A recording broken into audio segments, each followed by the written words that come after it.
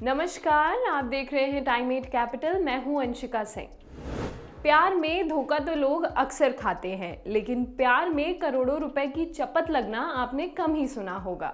दिल्ली के पास गुरुग्राम से एक ऐसा ही मामला सामने आया है, जहां एक जापानी नागरिक ने एक भारतीय महिला पर 1.5 करोड़ से ज्यादा रुपए की धोखाधड़ी करने का आरोप लगाया है। उसने पुलिस को दी गई शिकायत में कहा है कि महिला ने पहले उसका भरोसा जीता और फिर उससे धोखा दे दिया। जापानी नागरिक ताकानोरी ताकेदा 2019 में वर्क वीजा पर गुरुग्राम आए थे। उसी साल अक्टूबर में उनकी मुलाकात असांग चांग से हुई। असांग ने ताकानोरी को बताया कि वो नागालैंड की हैं, लेकिन उनका जन्म बेंगलुरु में हुआ है। उसने खुद को गुरुग्राम के कैरियोके बार की को ओनर बताया। कुछ दिनों बाद ताकानोरी की असांग के साथ करीबियां बढ़ गईं। फिर असांग ने उसे अपनी छोटी बहन से भी मिलाया।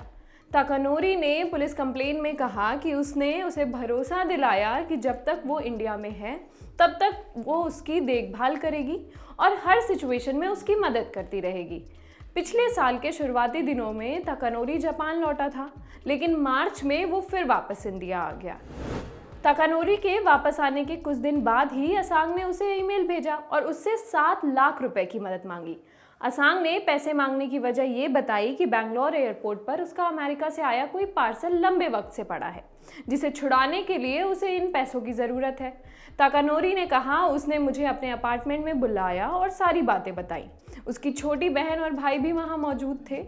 वो दोनों पढ़ाई करते हैं। उसने मुझसे कहा कि उसके कज़न ने अमेरिका से कुछ पार्सल भेजे हैं, जिसमें हीरे सोने के साथ साथ कुछ दस्तावेज भी हैं। ताकानोरी ने कहा, उसने मुझे कुछ दस्तावेज दिखाए, जिससे स्पष्ट हो गया कि उसे जल्द ही 8 करोड़ रुपए से ज़्यादा मिलने वाले हैं। असांग ने कुछ और डॉक्यूमेंट्स दिखाकर ताकानोरी से कुछ और रुपए की मांग की।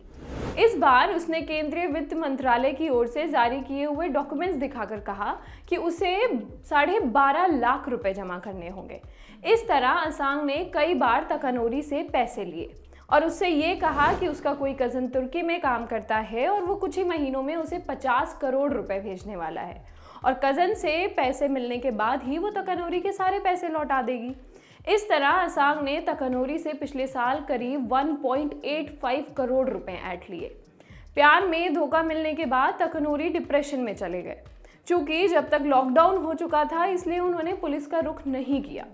अब उसने पुलिस कमिश्नर को एक शिकायत दी है। उसके बाद मामले में आईपीसी की धारा 406 और धारा 420 के तहत असांग चांग के खिलाफ मुकदमा दर्ज कर लिया गया है। इस वीडियो के जरिए हम आपको ये बताना चाहते हैं कि प्यार में सिर्फ दिल का ही नहीं बल्कि दिमाग का भी इस्तेमाल करना चाहिए। बाकी बड़ी खबरों के लिए बने रहिए टाइम 8 कैपिटल के साथ। धन्यवाद।